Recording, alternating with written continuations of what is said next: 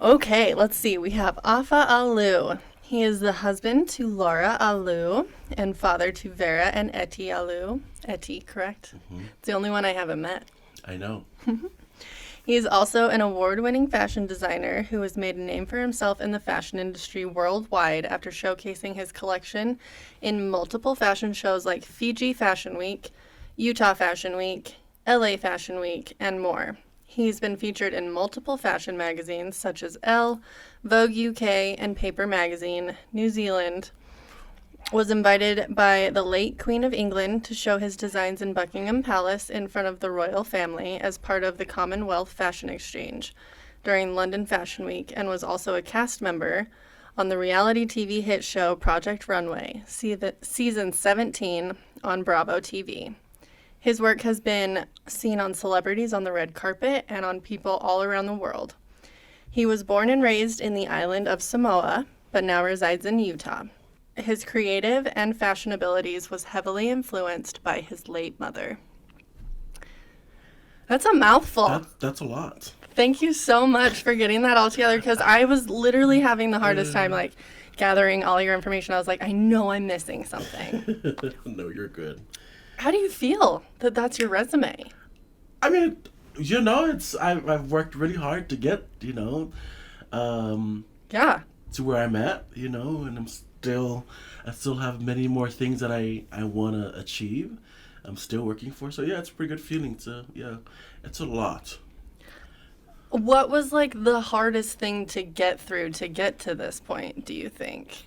I think it's just self doubt for me, and also well, yeah, it's mostly self doubt, Like but imposter syndrome? yeah, but not Hmm. yes that one, but also just caring too much about what people think. Being a man in the fashion industry, a Polynesian man in the fashion industry here in America, who is very heavily um, uh, it's on the other spectrum of things. It's It's mostly very women. different, right? Yes, it's mostly women, mostly gay men, or like you don't really see a Polynesian in that space. So it's kind of intimidating going into it. You're breaking a lot of stigmas, it seems. Yes, and I think it's something that I've come to realize that if I can do it, anyone can do it. Especially from growing up in an island like myself. So yeah. Honestly, so we used to work at a tech company together. That's where we met. Nice. And that's where I heard most of your stories because again, not working together for a while, you don't It's catch been up as what much. it's been 3 years since we. Well, Libby just celebrated her 5th year anniversary there, and I was like, "Holy crap, 5 years was when I started there." I think you were there Before. before me. Yeah. So around 5 years ago, we It's started crazy. there. I Wow. know. And look at us now. Libby We're still works there. yeah. Mm-hmm. She's a trooper, that one. She is. I wouldn't be able to do that. Libby, you're a trooper. Libby. But you told so many beautiful stories about like because we were all like, "What are you doing? How'd you get into this? What brought you here?" And so tell us a little bit about that, more particularly like what it was like living in Samoa and then when you came over here, if you don't mind. So growing up in Samoa, like I in the bio, my mom was a very creative person, and so I was adopted by my grandparents. So when I grew up, it was just me and them, Hmm. and they didn't have any jobs. Grew up in an island where it was grew up very poor, lived in huts, the whole entire thing, and um, there was nothing else to do other than going to school, selling stuff in the market in the streets, or weaving. Hmm. And so I was just around that kind of mindset where it was always like working hard to get what you want and being a creative, creating things with your hands. And nothing That's was handed to you. You had to work for oh, everything 100%. If I wanted something, I had to work for it or make it or or make it. Yeah. So I'm my mother sewed, my mom sewed, and so I was always interested in like I'd realized earlier on in my life that I was a creative kid, and that I was my most happiest when I was a creating something with my hands. So I knew very early on that that's what I like. But if you grow up in Samoa, there's this mindset in Samoa you can't make a living out of doing that. You just have to be a doctor or a banker or Yeah. it's very very that mindset. Is the mindset then to leave Samoa to make a life for Yes, yourself? leave Samoa, go overseas to get a better education, come back with a degree, and get a better job to take care of your family. Or if you end up leaving Samoa and staying overseas, to always take care of your family, Send stuff back. send money back, especially.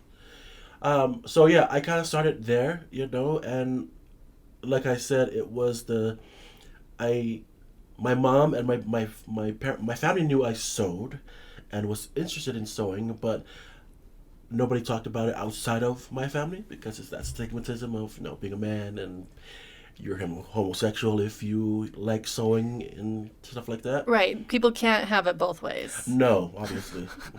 It's impossible. Yes, never.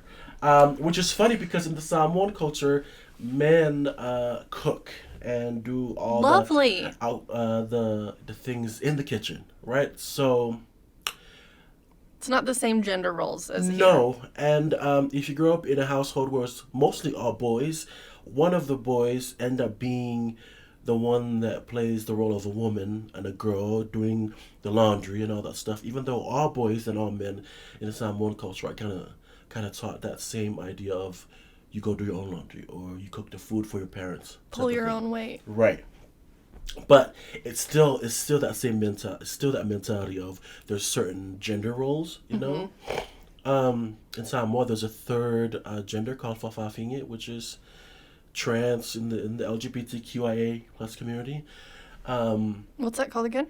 Fafafine, to Okay. be like a woman.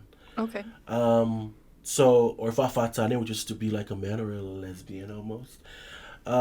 So it's very well accepted in the Samoan culture if you are Fafafine. Okay.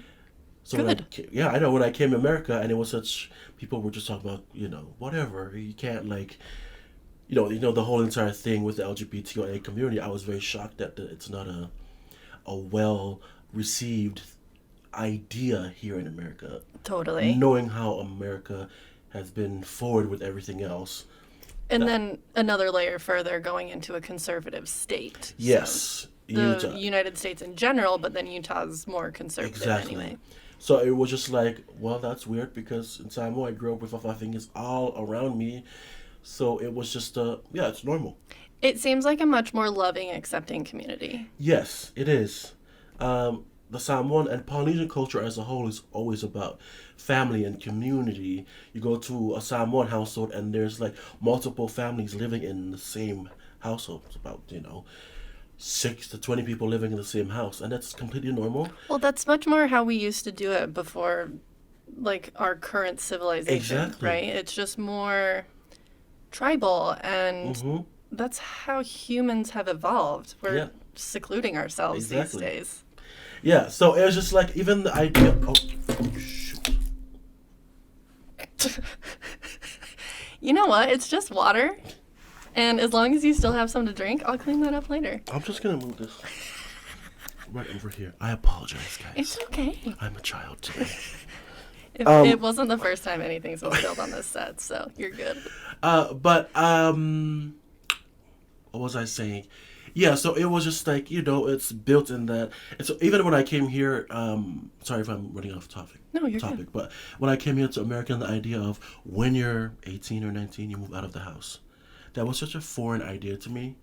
Um, and I keep talking to my wife, and Laura and I always talk about our kids are gonna move out whenever they're ready. Yeah. I want them to save enough money to be able to go out in the world and be okay living in the world and not struggle. Well, and I think that idea of moving out at 18 worked for a long time. Like, I was just talking to my mom about this. It doesn't make sense for everyone to have kids anymore. Yeah. You can't financially, like, Yeah. the way the world's set up, it just Exactly. doesn't make sense So to expensive. live life the way we have been the past decades. It has to kind of change. And so it's nice that you guys are the parents that are like, well, whatever that looks like for them Yeah. will look like for them. It doesn't Yeah. have to be a 18 and you're out. I was also surprised when I was living in Spain and I was dating and I was like, these dudes who are like 30 are still at home with their parents. What is going Mm-hmm. on? But it's just, again, different cultures. Yeah. And I think in the United States, we hold ourselves to a really unrealistic standard. And then that sets a lot of people up for failure. Yeah. So that's not helpful. Mm-hmm. Then we just have homeless people everywhere. Like, what? Yeah.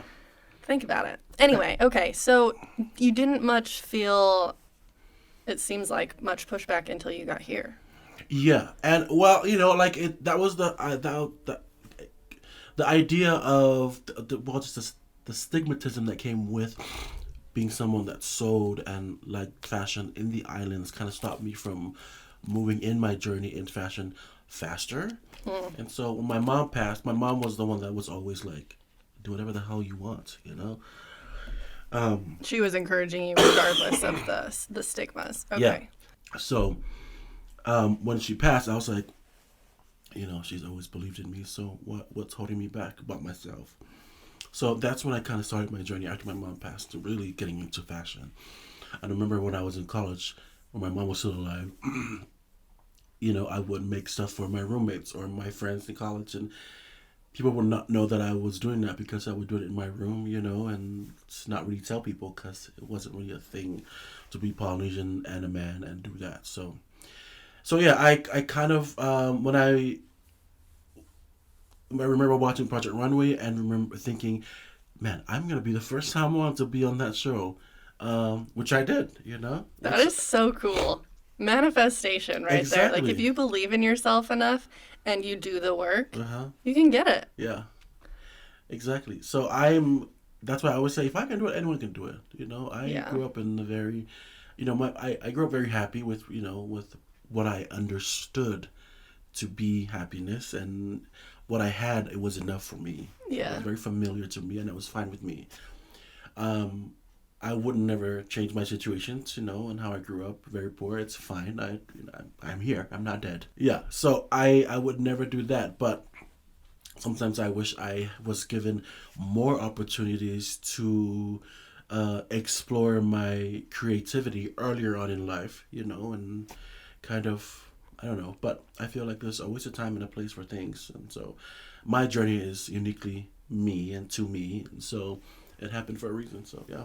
Do you feel like that's a big part of your parenting now with your two kids? You want them to, like, you encourage them to be creative and just be themselves and self express? Yeah.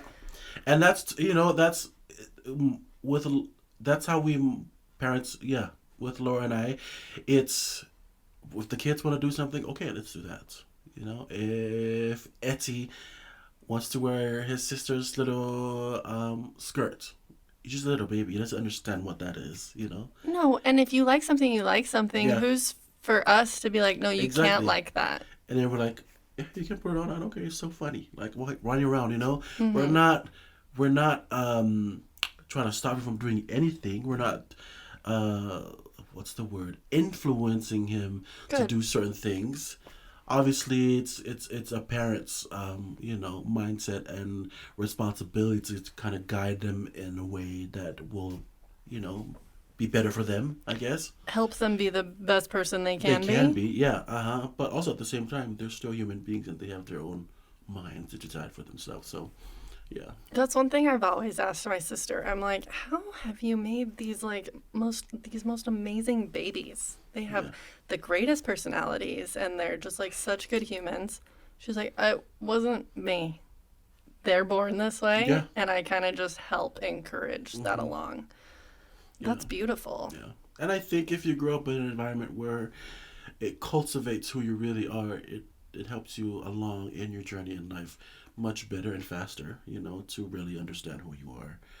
Absolutely. Other than trying to like suppress who you really are, your parents trying to suppress what you're trying to tell them, and then next thing you know, you're 35 and you're finally finding out who you really are and what you like and stuff like that. Yeah, I think a lot of us have had to like start from zero at whatever time we made it out of that Exactly. environment, Yeah. right? That's And crazy. and that's the other thing, with the islands. I've witnessed a lot of my friends, not a lot of my friends, but like people around growing up in the islands that grew up in a very strict environment, and then once they move out, they are crazy.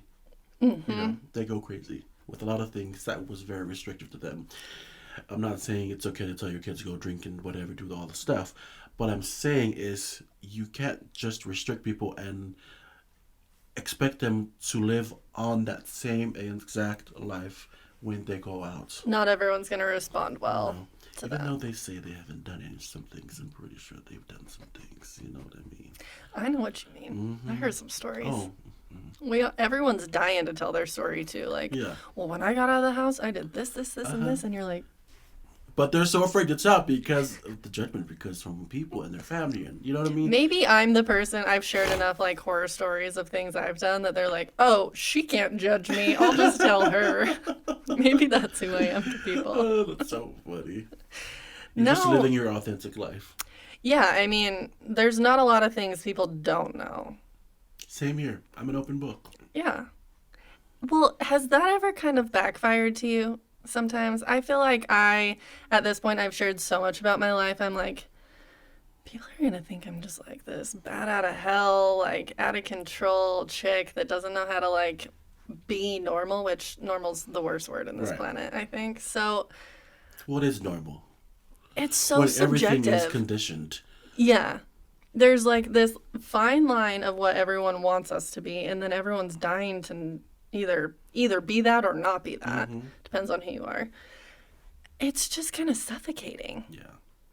That's what I love so much about your designs and the way you go about things. It's very much authentic to you. I haven't seen like any of your designs. I'm not like, I've seen that before, or that reminds me of. Like, obviously, you take inspiration, Right. but what's your process with that? Well, I always say that I always create things because I have a story to tell or a point to prove. Oh, I love that. Yes. It's always that. It's always well, you can't do that. I was like, oh yeah. Well, let me try and do that. You know, let me prove you that I can do that. That can be done because I've done it. You know. Well, and I think it's so interesting that you've never had like, well, probably before Project Runway, right? Like, never had pattern making experience. No. So you were just like Yeah. winging it. Yeah. And even on Project Runway, there was no people when I speak to people about how I mean, and I still do it to this day. But now I use rulers. Back then it was like no ruler, just like pin, pin, pin, cut. I was like, I think the line goes there. We're just gonna do it there. Which, let me just say, I've been in a few of your dresses. No issues. There's been no issues. Good to know. So yeah, like even when I was interviewing for Project Runway, and people were asking, the producers are asking me what's my process, and I tell them my process of doing things, and they're like, "So you don't do muslin, you don't do paper pattern, you don't do draping?" I said, "No." You can't teach this skill, okay? It's just up in here. Which is funny because that's how Samoan women and people sew back in the islands. That's how they Really? do it. They measure the body. Sometimes they don't even measure the body. Just look at you, measure the body, put it That on is the skill. actual fabric, mark it with pins, and cut it and sew it. So when I came here and people were doing it the way that they do it here, they measure the body, do the paper pattern or drape paper pattern, correct the pattern, do the muslin fit, come back, correct the pattern, and then finally cut into the real fabric. Like after so many iterations, I was like, well, that's so damn long. Who's got time to just sit around and do that? Literally. Yeah, no wonder why dresses take 7 months to make. Well, and I'm not gonna lie. I think the last time I seriously sewed was in high school. We had those like really nice sewing machines, right? Right. I hated the process. Yeah. I was like, no. This whole like pattern making thing, not my jam. Right. And so I'd go to the DI or whatever, buy 2 products, and then just cut this one out, like trace it, and then cut the other Exactly. one out. And I'm like, why are we not just? I guess that's a pattern in a way, but like, But that's an easier way of doing it. yeah, instead of the whole like, and then 1/4 inch on the other side, cut around, and I'm like, oh, no, there has to be a better way. That's so funny. So yeah, that's how I sew. Still to this Chaos. day. Yeah. I love it. It works for me, so it fits great every single time. So you're proving a point, or you're trying to Tell a story. Tell a story. Mm. What are you currently working on that fits in both of those? So currently I'm working on. There's two other people that are working with me to do work. It's called Utah Pacific Fashion Show. It's kind of like a fashion week for Pacific Islanders. Because we have a very large population here. Yeah, there's thousands of Polynesians here, That's amazing. and When is this so we July can support it? 29th Okay, July. at the Grand Building at the Utah State Fair Park. Cool. And we are announcing the show next Wednesday. I don't know when this podcast is going to come out. Next Wednesday. Oh, well, we're announcing the show today. Perfect time. Yeah. So yeah, it's basically we have designers coming from Cook Islands, Samoa, Tonga, Fiji, New Zealand, out of state. We have celebrities, Polynesian celebrities, who are coming in for the show already, who have already solidified with us coming to the show. So Utah's the hub. Utah's the hub. I love that. And Yeah. did you start this? Yes. So my friend Benjamin and I were talking about why haven't we done something like that here in Utah? There's so many Polynesians here, and Who are they're- dying to express themselves and their culture. Exactly, and we haven't really seen a show to the level of New York Fashion Week or LA Fashion Week be well produced for Pacific Islanders. You know, so we decided to kind of do that and create a show that will cater to the Pacific Island community. So us three, Carolina, who's a jewelry designer, Benjamin, who's been in the hair and beauty industry for a very long time, and then myself. We've created this show, and we're really excited. We're pulling out all the stops. If people want to get involved before then, how can they, like, do they reach out to you and just be like, Yeah, so you can go on our website, utahpacificfashion.com. If you want to contact us, there's a contact us page on there, or our email info at utahpacificfashion.com. Or just, there's so many things you can help. You want to sponsor, you want to model. We'll have a model casting call. You want to volunteer the day of, if you want to volunteer with doing social media, all that stuff. We have everything that if you want to help, let us know. But yeah, so again, I always say to people that I don't do fashion because of money or anything else. I do fashion because of it's my passion, and I love helping people. And this is just an extension of that. I don't really care if I make money with, that's why I only do custom dresses. I don't care about producing a line, even though I probably will in the future, but it has never been a priority for me because I just like creating and being personable with somebody, and creating something that is special to them. a moment? Yes, and just taking the time to create something special for that person. And again, it's just a passion of mine. I don't care if I make $1 million out of it. It's just if I make 1 million people happy, that's more important to me. Let me tell you, I have worn one of your gowns to an event, and then You look absolutely stunning in it. Thank you, but I felt like $1 million in that thing. So look like it's $1 million. hard Yeah. not to be like, do you know Yeah. what I mean? I just slip into your design, and I was like, yeah, I'm so glad I got pictures without my ex-boyfriend in them because, yeah. We're not gonna talk about that man. But you go back years from the time you're wearing that, and you can just feel the confidence you had, the night you had. You know what I mean? Yeah. I know, this is maybe like my third designer I've had. I had Destry on. Yes, which And- I absolutely love. Thank God. But I think I'm always kind of worried. The same thing. Like, I'm just so passionate about fashion, and it rules our lives, quite honestly. And I think people are in denial when they don't think it does. But Yeah.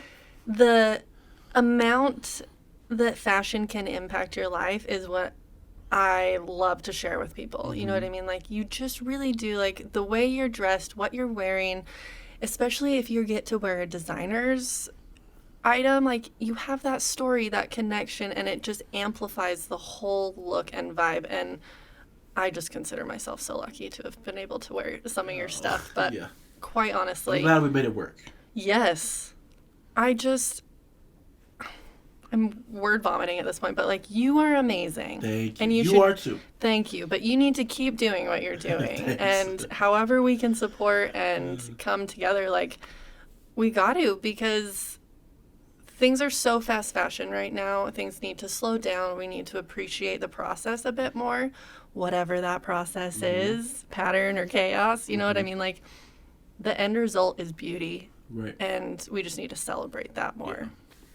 And then you know what? The other thing that I kind of want to point out is I love this new Gen Z thing where Gen Zs are loving going to thrift shop and thrifting and changing things up and painting on it to make it look different. I love that whole idea. I mean, obviously it's been done for a very long time, but I guess the movement towards slow fashion is more so now than ever before because we all know fast fashion has ruined fashion. It has. It's diluted This so yes, much.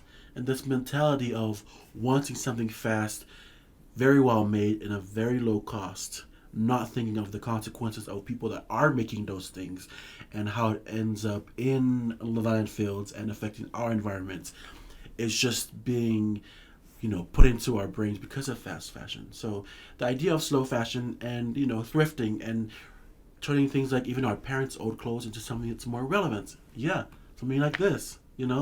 It's really beautiful to see that there's things around that we can still use.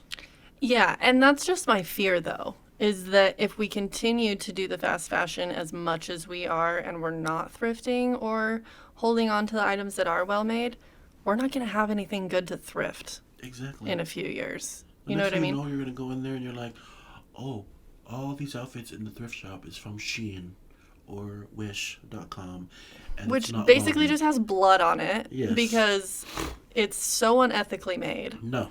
Exactly. And you just like look at it and you're like, just very plastic feel. There's nothing special that went to it. It was just made really fast to accommodate people's wants. Here's the thing, I don't quite understand how other people don't get this, though, right? So we see it on an influencer when we're like, oh, that looks great, which it probably really does. But then, like, 400,000 people go by that and are walking around in the same uniform. So then you're not looking any, like, different than anyone else, which whatever. I think some people really want to fit in and look the same as everyone else because then you don't stand out, right? Right. But I think the people who are doing that are also saying that they want to stand out, is Right. what I'm hearing. And so I'm like, well, wait a second. You look like 400,000 other people Oh. at any other given moment. So if you would have like gone to a thrift store or a secondhand store or just pulled something out of the back of your closet and cut it up a little bit, like you said, painted or stitched something else to it, you can put a pin on it and it changes. Mm-hmm. You're more yourself then than you were buying that little set and wearing it just like that influencer did. Yeah. So And it's just it's yeah, you have a point. It's so funny when people are just the beauty standard is just messed up. it is. Like You if you know? don't look this way, then you're not worthy. But Yes. if you look exactly like everyone else, then you're still not worthy. And that's what drives people to do that, to go buy stuff, the influencer stuff, because, well, everybody loves this influencer. But he has so many followers. So whatever they're wearing is the most relevant, and I want to be relevant, so I want to buy that exact same thing. So people call me beautiful, and you know what I mean? But they're a salesperson. Yeah. And they're gonna go resell that thing on Depop or something. Mm-hmm. It's not even in their closet. They're not wearing it anymore. They got Exactly. the commission off of it. And so you're not even like if you want to help if it's about buying from their link because you want to help that influencer, there are so many other ways that will actually help them. Yeah. You know? And this is no way, or shape, or form a dig to influencers. Obviously. No, no, no. It's just the idea of just consuming things so fast and wanting things so fast and not understanding the process that go behind it and the consequences that comes after. Because then you buy it and you wear it and you're like, well, I wore it last year.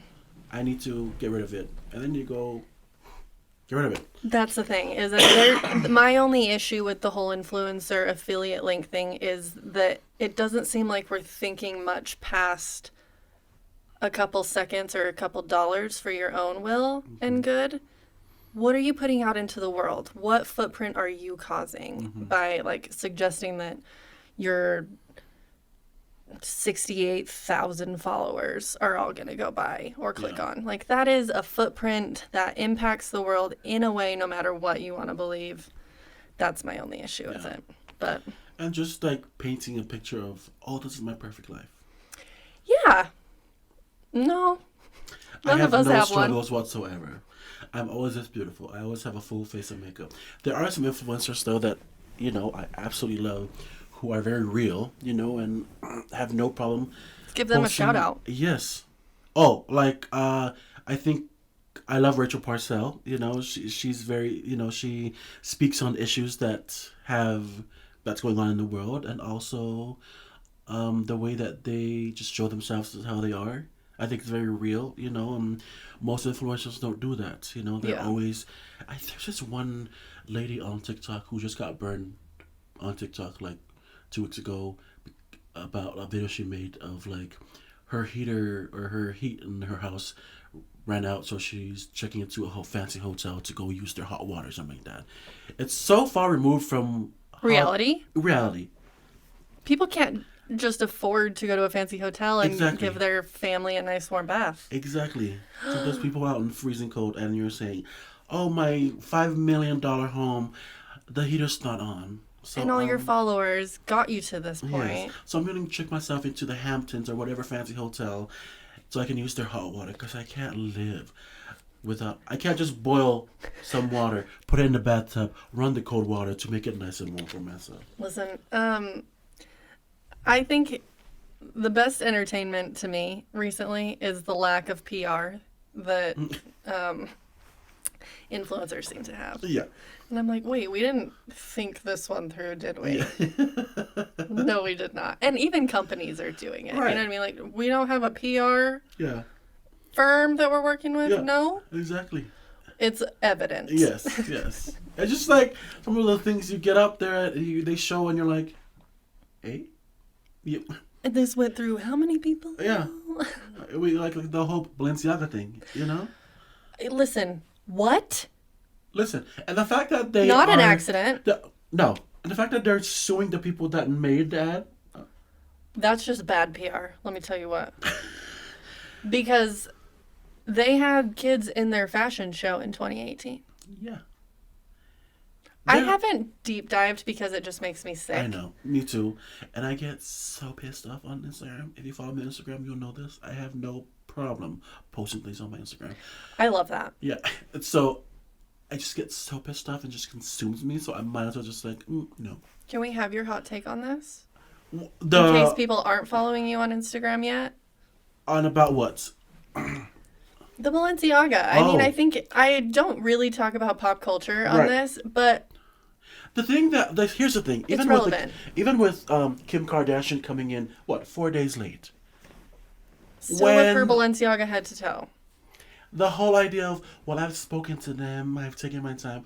No, you're taking your time to see if your paycheck is going to be affected by it. Yeah. The fact that when the Kanye thing happened with his All Lives Matter or White Lives Matter thing, everybody jumped on him, and all these brands dropped him immediately.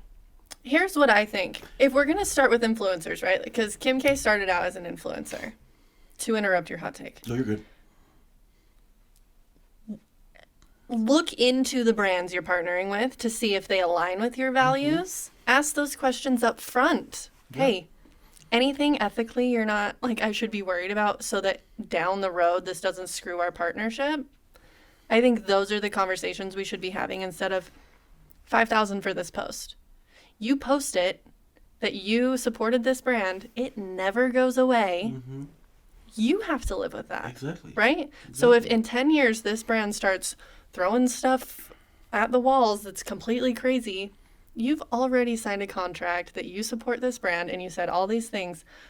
Wouldn't you want to like double check that that's something you support? It's funny what money can We're not do doing to that. you. Yeah. But I think we're so, and I get it, the economy's tough, but we're so hungry for Yeah, for any the sort normal of person, paycheck. it's tough. Yeah. For celebrities and influencers, I think they're okay. And you have a whole team of people who can investigate the company for you before you sign a whole contract. Mm-hmm. My issue is I don't think she disagrees. Yeah, I don't think so either. And the fact, like that, going back to my point, people are so quick to jump on Kanye. Nobody's jumping on Kim. Like what? Why are we not calling these people out? Like there's children involved, and quite frankly, pornography things happening in that ad, and nobody's really talking about it. Like why are we okay with that? Because Or I think, and this will probably, people might be mad. I've been upset about the exploitation of people's children on their Instagrams for years now. yeah, People have no problem posting a photo or video of their naked child in the bathtub on the internet for everyone to see. What's the difference? yeah. The amount of They're not followers? worried about it though. You know, they're like, oh, this is really cute, but yeah, sure, someone else in the other side of the world screenshot that shit. Sell it Sell it. to websites. Absolutely. And Sorry, then, I swore. oh, this is Okay. free reign. Okay. So there's human trafficking everywhere, even in our like Salt Lake City area. You hear Even about in our perfect Salt Lake, Utah. yeah. And so if you don't think that you posting your kid's embroidered backpack with their name on it on Instagram isn't going to like make your kid a target for human trafficking, Yeah. you're insane. Yeah. You're oblivious. Exactly. You know what's really good at that? At not posting. Sorry, at not posting our children and very aware of stuff like that. It's my wife, Laura. Good. Very conscious.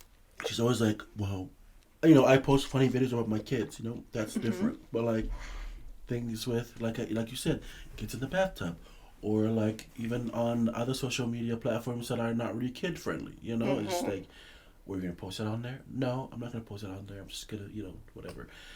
So we just have to be more conscious of what we're doing. And, Yeah. And that things stay out there forever. Like your story's 24 hours Yeah. to you. Yeah.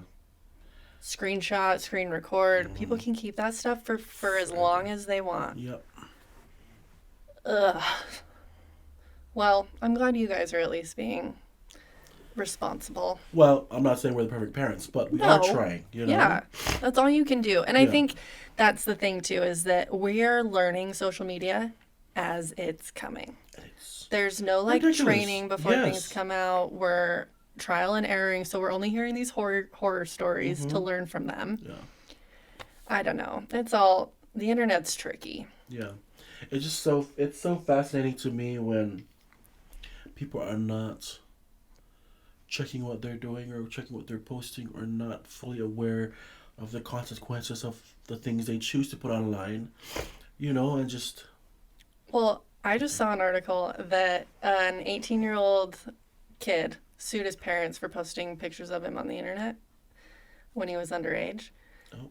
Sued his See? parents. that's what happens. And because I'm in like the limb different area, I've been noticing parents starting Instagram accounts about their kids and getting like tens of thousands of followers, and then they're like just posting video and photo of their kids like doing regular things. The kid's too young to consent to this. Yeah. What do we Obviously, think is they're gonna gonna grow up and they're happen? Like, wait, hold up, I didn't agree to this. And now I have a whole internet full of my childhood photos and Yeah. videos. It's tough. Obviously, some kids grow up and really love that kind of stuff. But you can't know. No, we don't know. Damn. We get off on tangents. I But know. okay. Sorry. Balenciaga, you said the magic word and we both got heated. So you're working on the fashion show in July. What else? You got anything else coming up or so- recently worked on? That's the only thing that I have planned. I am just putting all my energy and thoughts and ideas into that fashion show because like I said, I do fashion because of my passion, and I want to provide a platform for Pacific Island creatives and designers and artisans to come and showcase their work, because there isn't something like that here, at least in America, that catered to that level of, you know, production and, you know, that much thought that goes into it to create a platform that really showcase Pacific Island artists and, you know. Well, beauty. and you guys have the talent to make it all of those Right. things. Yeah. So it was just about finding it seems. Yeah. And just, Centralizing it. yeah. and there hasn't been something like I said, a platform like this created in before. So, there's been other fashion shows, smaller fashion shows that I've been to, but not to this level where we invite, at least here in America, where we invite designers from all over the Pacific, and we're reaching out to these Pacific Island leaders even to see if they wanna help these designers come to America, because coming to America is quite expensive, Right. and so we're just trying to figure out different ways that we can help these creatives, come here and be like, you know what, we haven't really tapped into the U.S. market, and it's time for people here to see the beauty that is Pacific Island, creations and fashion. Yeah. Absolutely. That's beautiful. Um, will you tell us a little bit about how it was showing your designs at Buckingham Palace? Oh, Was that so surreal? yeah, that was it's a weird every now and then I see videos of inside Buckingham Palace. I'm like, wait, I've been there. You're like, wait a I've been to that second. room. That was a room that my design was in. It's the green drawing room. When you're watching The Crown? Yeah, no, for real. Yeah, I know what that room is. So it was a surreal moment for me, and that's when I was working at Jane. Yeah.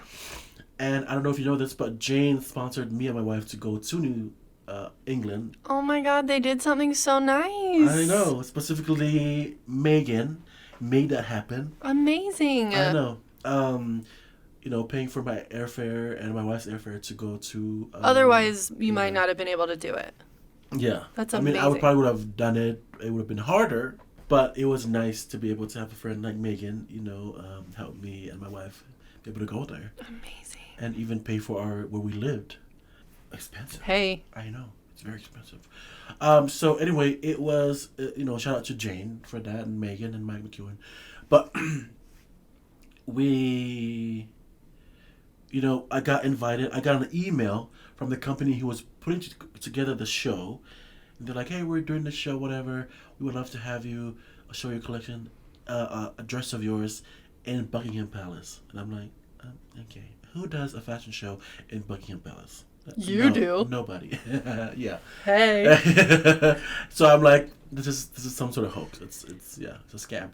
And so I went to Samoa, and then I got an email in Samoa. I said, hey, just checking back and see if you got our last email, to see if you wanted to show. So listen, they didn't just offer you once. They were like, hey, Yeah, we really want you. exactly. And so they're like, and we also wanted to see if you knew any designers from Tonga and Fiji and all these other islands. So I had to recommend them names that they ended up picking Oh from my those God. different islands. So So you were the hookup for a couple yeah, people. yeah, That yeah, yeah. nice. Which they probably don't know that. Not that I'm speaking about it now, they know. But so anyway, I was like, oh, I guess it's legit. So I kind of researched into this company and saw that it's a legit. It's called Eco Age. They're an eco-friendly company. The whole idea of the show, which is the Commonwealth Fashion Exchange, is to have an eco-friendly created looks. Okay. And so there's about 52 countries in the Commonwealth. The Commonwealth, and the Queen is the head. Well, used to be the head of the Commonwealth. Right. And so they divided the Commonwealth countries into two. The other half provided the fashion designer, and they paired it with the other half of artisans from other countries. And they paired it, and they create a look that was showed. So there was only about 20 something looks. That is an amazing event. Right. So all the looks that were showed in Buckingham Palace were all Collaborations. collaboration, but it was environmentally friendly or eco-friendly. It was made from natural resources. There was nothing From the Commonwealth from the states? Commonwealth countries. Countries. Okay. Yes. So India, Samoa, Tonga, Fiji, all those countries. Whatever that. Yeah. Okay, we're gonna be posting all of the because I want to just relive all of this Yeah. now that I know all this information. That's so beautiful. I know. So, and then I did my little research and I said, oh, I guess, I don't know. I guess This isn't a scam. Yeah. I mean, I still had my doubts. But so I said, oh, yeah, sure, I'll do it. I was like, oh, yeah, whatever. And then I got home from Samoa and I go to check my mailbox and there's this thick envelope, right? And in the front of the envelope is the Queen's seal, right? And I'm like, wait, what? Hold up. Pinch me moment. Yes, I was like, wait, is this actually legit? That's the moment that I realized it was actually real. You know, Okay. when I got an invitation from the Queen with the Queen's seal from Her Buckingham Palace. stationery, her stuff. Yeah, Wow. it was really thick, really nice, gold plated. So you got to meet the late Queen of England. Yes, and the royal family, and my stuff was shown in front of them. You know, met, Kate Middleton, Anna Wintour, Naomi Campbell, all the fashion royalties, if you will. Right. So it was a really cool experience to kind of like be in that space, and I'm like, wait, hold up, what am I? How? With the audacity of me. Quite honestly, I've had some of those moments too, and I'm like, who gave me permission to be here? And is that person okay? Yeah, exactly. The audacity. I'm so proud of you. Thanks. So like walking into there, like without even like, you just have to show your invitation, little paper thing that they said to show to the guards, and then you just sort of walk in, and you go walk in, and there's like million people taking photos of you at the red carpet, and you go in, and there's a butler asking for your coats, and like there's like so many butlers with foods, and you're like, I have no idea what that is, so I'm not gonna eat it. Yeah, literally. You're like, I have never seen that in my life. Yeah.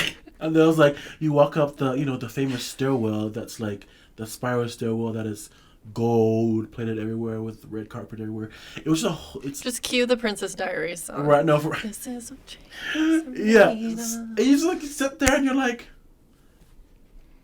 world leaders have walked through these doorways. Also, those doorways are centuries old. Yeah. And so it was just like, I would have never thought in a million years a little boy like me from an island, grew up in an island, would have ever. What do you think ultimately got you there? Your persistence, your hard work, your determination. Like, what, if you could I think sum it was it a up? combination of all of that, It's just, but I think the core of it is just I was authentically me, and I did what I knew best, and that was just being myself. And because people love just me being me, We do. We really do. thanks.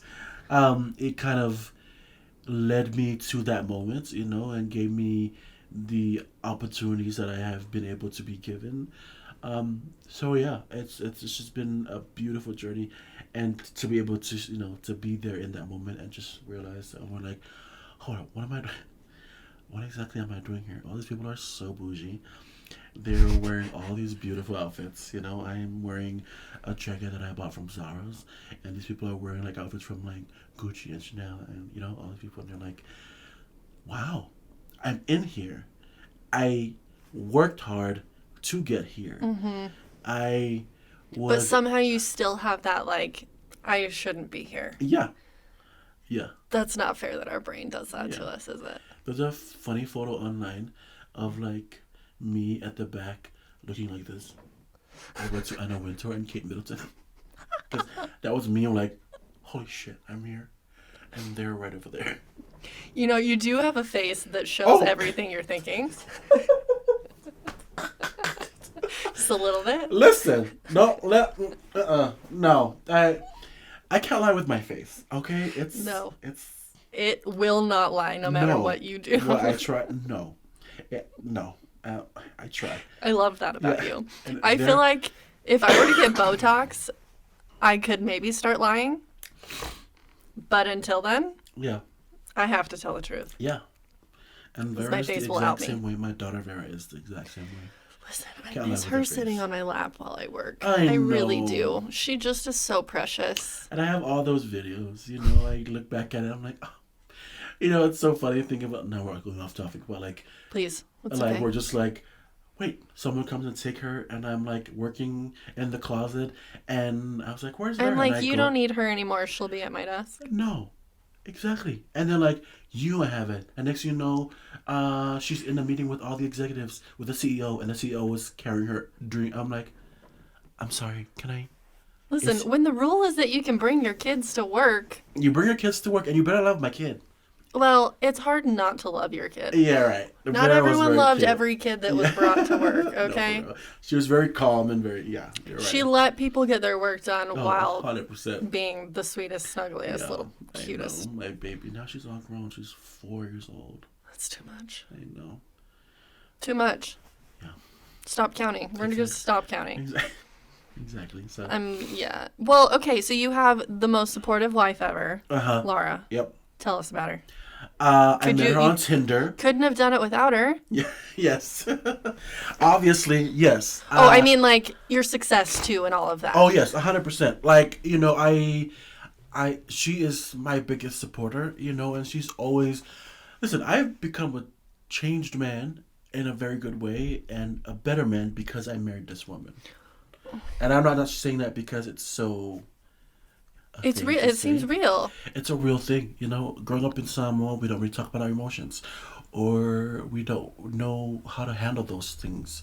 But marrying Laura, I've been able to really be in touch with my emotions and be like, you know what, it's okay to cry. It is. And still be a man. I'd realize I'd learn how to validate people's feelings. And I'm not perfect at any of those things, but I've since learned coming from a culture that's very, well, Samoan culture is very loving, but like the Samoan culture is also very, you figure it out. Like you're going with your emotions. Well, stop crying. You figure it out then. So, Laura has taught me so much. That's amazing. To becoming a good husband and a good father.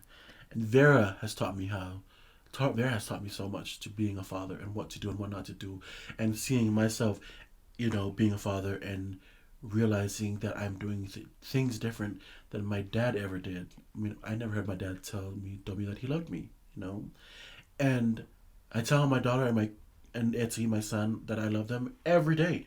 Good. Like I can't, and if I leave to go for work somewhere, to travel elsewhere, like I just want to be there. I'm there for one day and I'm like, I want to go home already. Mm-hmm. I don't see myself without them. I don't know how I lived my life without them, even to start with.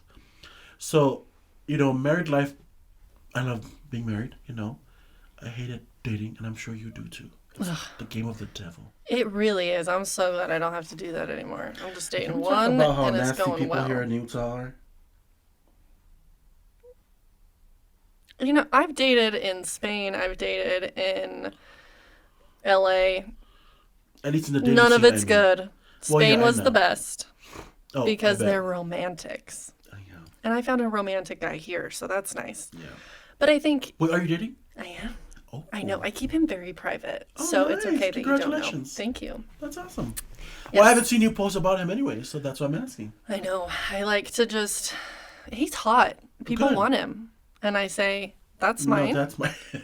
That's mine. It belongs First to of all- my Finsta. No. Good. Good. I'm glad.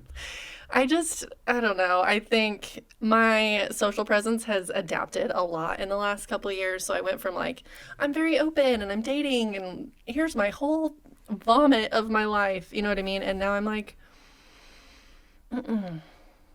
nope. You can get a certain amount of my life and I'll tell people like generals. You got to ask me if you want to know certain things Yeah. at this point. So, yeah. Boundaries. But like, I don't know. I think we both hated dating, and then we both took the chance to go on a first date, and we haven't had to go on a first date since. So I think Good work. you can hate it and be successful at it at the same Right. time. Yeah. You just have to know yourself, know what you're looking for, find someone supportive to help you fulfill your dreams. Yeah. So if you're not doing it for money, how do you support your family? Well, I have a full-time job. I work as a soft goods product developer Okay. for Purple Mattress. Oh, hell yeah. I love my job. Do you get free purple product for being... Yeah, I have a free purple bed. King size bed, if you will. if you will, and pillows and... It's the best job I've ever had. I bet. It actually Best looks like job a I've great ever environment. I want to say that very well. Purple is a great place to work. Yes, and I love my boss. I love my coworkers. They allow me to use my strengths and be able to be validated that I am smart enough to be in that space, but also I feel safe enough to be like, I actually don't know that. I don't know how to do that. Could you teach me how to do it? We can't know everything. You know what Yeah, I mean? But you want to hire people who are willing to ask those questions and exactly. put in the work to And learn. create that space that people can ask those questions. Yes. And not feel intimidated and not feel like if you ask a certain question, they'll be like judged. They'll be like, well, we And that's on hired having a leader as your boss instead of a dictator. Janae Pettit is her name. We love Janae. We love her. I love Janae Yes. too. Maybe I should have Janae on here. Janae, do you want to come? You'll Okay. love Janae. What if you guys come? Well, we'll do one with Janae and then we'll have you guys come back together. You'll love her. I do. Yeah. I met her when we walked for Good Things Utah. Oh, that's right. I forget. And we've I been like forget. Instagram buddies since Oh, January. good. So. Yes. Okay. Yeah. She is the best thing that's ever happened to And me. she's so creative. Yes. And she's like so genuine. Mm-hmm. The woman is just so freaking smart. There's so many things that she does, and I'm like, how are you able to do that? Have time to do that, And be a mom. and be a mom, and be on time with your job, everything, and be on top of things. And I'm sure it's hard, you know. Yeah, yeah. But the fact that this woman makes it look like it's so effortless and still have And time, enjoyable. yes, and have time to be like, Afa, are you okay? And I'll be like, no, I'm not okay. And she's like, well, that's okay. How can I help you? Do you need time off, or do you need to go home and relax for a little bit? Allowing me to use my strengths that I know that they hired me for, and also provide space for me to feel safe to ask those questions. She also put us through, like, there's three of us that work under her. Well, there's five, but there's three main of us that like work under her, and she put us through this course too, so we learn more about like product developing and stuff like that. She is like the woman, like I said, is a saint. And you know what? It's really hard to be that busy and that like high functioning and make it look enjoyable Yeah, because there's and so she's many. so cool. If you see Janae, you'll know exactly what I'm saying. Yeah, well, I'm gonna reach out after this and You just should. schedule her You should. because Like speaking about her journey, being an industrial designer and all those jobs that she's had. I didn't know any of this. Oh, yeah, she graduated from BYU with industrial design, bachelor in industrial design. That's it. Anyone has stories, it's Janae Pettit. So you Okay, should reach well, out to her. in a few weeks, Yeah. hopefully, Yeah. we'll have her episode. Yeah, Gosh dang. I know. Well, that's the thing too, is like when you know creatives, right? Creatives are like the hardest people to manage. Oh, I know. And I get creatives it. are people that you just need to let them be. And when it immediately hit me when you were like, "Do you need to go home?" When she asked you, "Do you need to go home? Do you need to do whatever?" Yeah, creatives actually need that question more than anyone Yeah. because we have to like have downtime to be creative. Hi. Creatives can't work a 9 to 5. Yeah, creative are free spirited people. The 9 to 5 thing does not work very well for creatives. Obviously, Or there's- writers or any like yes, they need to work in their own time, in their own pace. yeah. They will get the shit done, anything done. They might work from like 9 p.m. to 4 in the morning and not work your regular 9 to 5, the hour that you expect them to work, but they will get the work done. And amazing because you've given them time to breathe Yes. and calm down for a little bit and relax to have that, again, time to create. Figuring out what that was for me though has been incredibly difficult. Were you able to like be like, okay, this is what I need to be the most creative and whatever? Do you have that, or do you still kind of just wing it? No, I guess it's both, you know. Sometimes I'm like, I just need to get this done, and I know I can get it done this way. This is the fast route to it. Or I can do it this way. It's nice and relaxing, but I need to get this shit done, so I'm just gonna do it. It's gonna be well. Might not be enjoyable, you know, or the way that I want it. But it's gonna be done, and it'll be done really great. I would prefer it the other way, though. But Yeah. My procrastination really gets me because I'm like, well, I'm waiting for the perfect moment to be creative, and then I'm like, self-deprecating in the meantime, and so I never get around to that creativity. Like, I really need to hone in my, like, okay, either go to the gym and then come back and eat like whatever I want so that I'm like feeling great, but then my brain can just go, go, go, go, Yeah. go. But like, I've got ADHD so bad I like forget halfway through that process and I jump over here. So I'm like, maybe I'm not the only creative that's feeling this way. So how can we, I don't know. Yeah, I am the king of procrastination. What I have done in the past, I don't know, three years or so, that have kind of like drew me back in. Like I started with like the smallest things, to kind of like, okay, if I do this, I won't give myself in here any chance to procrastinate. Like for example, I used to set like 7 alarms. I only do one alarm now. One alarm. My brain goes, that's my only alarm. If I don't wake up, I will be late to work. And if I'm late to work, I'm gonna be fired. So my ass better get up at that one alarm. Okay. I only set one alarm, and it's great. And I that's wake helped. up. Oh yeah, the alarm goes up. I'm up. Like I don't like. Oh no, I set my alarm at 7:45, and I actually have to be out by 8:30. But then I have another alarm at 8 o'clock and 8:10 and 8:15. So I'll be fine if I sleep in. So holding yourself accountable has helped with Yeah, procrastination. by setting one alarm. I don't know how to That's hold where I my. start. And so many other things, and just setting a schedule. I'm thinking, okay, I need to get this dress out by tomorrow at 5 p.m. I need to get home today at 3, and I need to start cutting. And when I come home, I say hi to my kids and my wife, and I go straight downstairs to my studio and do it. Don't go upstairs and relax on the couch because then you end up laying on the couch and falling asleep, or playing with the kids, or ending up eating, or being on your phone and not doing anything. So you know yourself well enough to be like, these are my boundaries. Got to stick to them. There still are Otherwise, bad days yeah. where Laura's gonna be like, didn't you say you have to sew something today? And you're still sitting.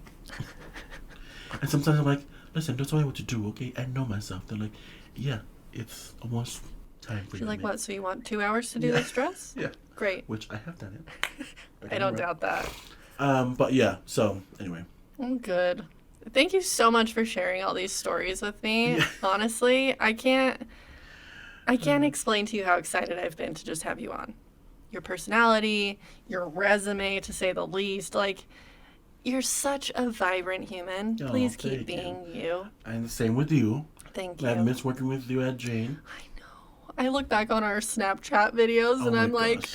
these were so fun. We were in the merchandising and you were in creative. Mm-hmm. Or were you And were we in were in the both. merchandising together, and then yeah, Then you went to creative. yeah, So it was just like, oh, that's what I loved so much about that job was the collaboration and the like, you got shit done and we did sprints, but you could also like hang out with people and really get to know the product because yeah, how else are you supposed to sell it? And exactly.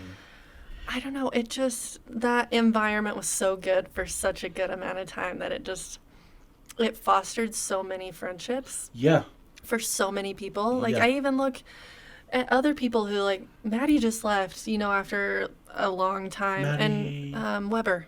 Oh, really? Yeah, we're giving a bunch of shout outs. But, like, she posted all these pictures of, like, all these friendships she's made. And it just, there's Oh, not a lot of people who left that company who didn't leave with yeah. friendships. But We can have all the conversations about that, but not on this behind the podcast. scenes. Yes, not on this Well, podcast. thank you so much. Thank you for having me. This thank you is so for- great. I'm so proud of you. Thank This you. whole entire setup is amazing. You look amazing. You look very happy. Thanks. We're working on it. And I'm glad that you are, you're finally doing your own thing that makes you happy. And I think that's the key, right? Like, yeah. your early 20s are to figure yourself out. Your 20s, I think, are Mm-hmm. where most people are figuring themselves out. I definitely went through a crash course in my early 20s and mid 20s, and I have a vision of what I want to do and the things I want to accomplish and the things I want to put out into the world. And Mm-hmm. if I didn't have like friends like you and everyone else I've had on this podcast, like who were actually trying to do good in the world Uh-huh. and impact positively, I wouldn't have this podcast. Yeah. So, thank I'm you so excited for much. you. And listen, you made yourself at home. And listen, I showed my childishness. We That's a had good a word. good time. We had a good time. Yeah. Let's do it again soon. Yes, let's show. Good.